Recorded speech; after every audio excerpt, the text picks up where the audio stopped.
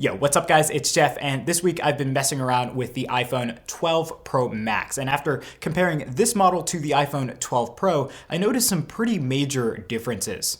So let's talk about what those differences are and why those differences have led me towards making the iPhone 12 Pro Max my iPhone of choice in 2020. Okay, so here it is guys, this is the iPhone 12 Pro Max, and as you may have expected, everything looks very familiar to the rest of the iPhone 12 lineup that we've already seen before, but if you compare this model to the rest of the iPhone 12 lineup, you can clearly see that this is just so much bigger and you just have so much more screen real estate on the iPhone 12 Pro Max.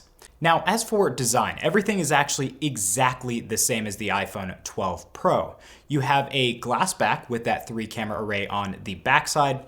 On the sides, we have the same button placement and that stainless steel design. And on the front side, still a notch for Face ID and that front-facing camera, and of course, that new larger display. Now, when you dive deeper into the specs of the iPhone 12 Pro Max and the iPhone 12 Pro, you'll actually see that things are quite different in quite a few areas.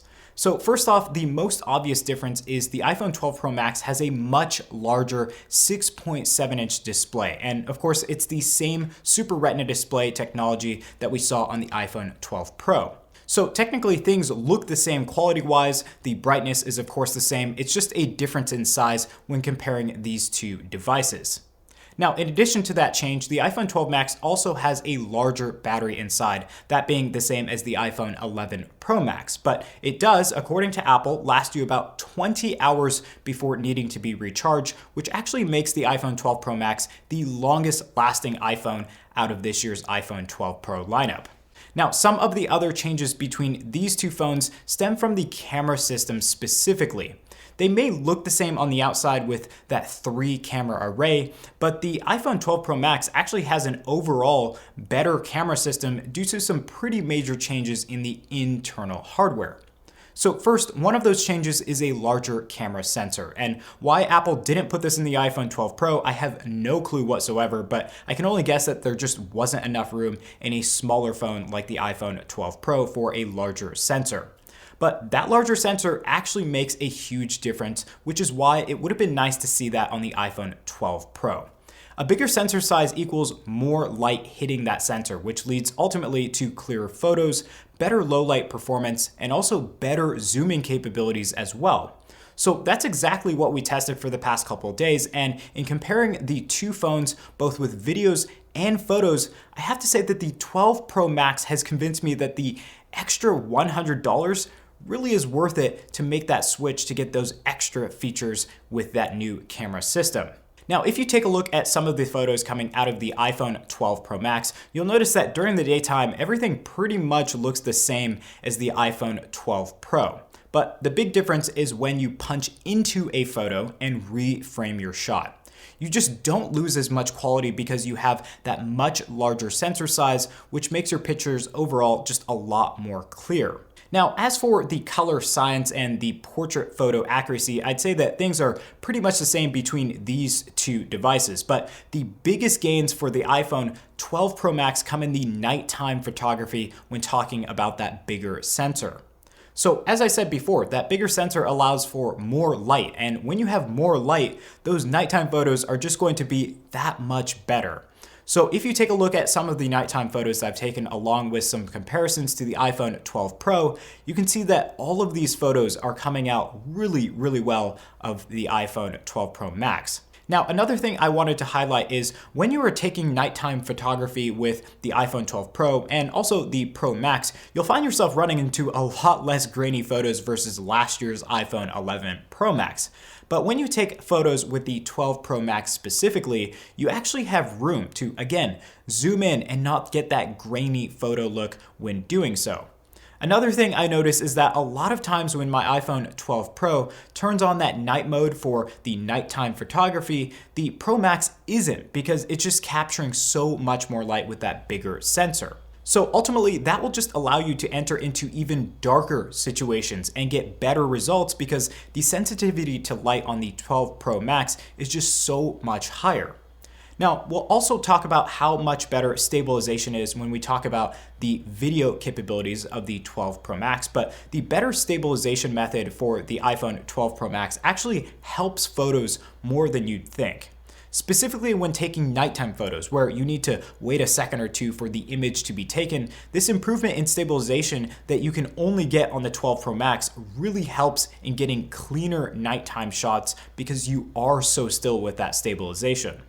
So the bottom line here is if you are really keen on taking photos maybe during the day or even at night, this iPhone 12 Pro Max makes it so much easier and delivers higher quality photos overall versus the iPhone 12 Pro. So that's the photo experience on the iPhone 12 Pro Max and a few reasons as to why I would highly recommend this phone if you're a bit more serious about photography. But that's not it. We also have the video experience. When you take video, the experience is totally different than on the iPhone 12 Pro. That's because this larger sensor is being stabilized by Apple's sensor shift technology. This allows for a lot more movement of the sensor, which is just a much better way of stabilization than the lens stabilization method that Apple has been using for quite some time now. Now, when you compare videos from the iPhone 12 Pro and the iPhone 12 Pro Max, you can see such a dramatic change in the way things are stabilized and how much more smooth the iPhone 12 Pro Max looks. So if you were thinking of doing, let's say, a lot of handheld shots with your iPhone, a lot of jittery movement, I'd say that the iPhone 12 Pro Max is a solid choice because of this sensor shift technology. It actually makes things a lot easier when you can just focus more on your shot and what's in frame versus how much your hands are moving when taking that shot. And it also takes away those jitters that you might have sometimes gotten when using the lens stabilization method we've seen in years past. Now, when you think about shooting video, you kind of don't have anything more to ask of the iPhone 12 Pro Max. Like, this could be used as a replacement for your GoPro or your DSLR camera. You can easily now use the iPhone 12 Pro Max as an action camera because it has such great stabilization. So when you're going on a trip, or maybe you just want to go for a day to the beach or the mountains, this is all you need to get those really crispy photos that you would have gotten with your DSLR camera. So to me, this is kind of an all-in-one solution to photography or videography on the go.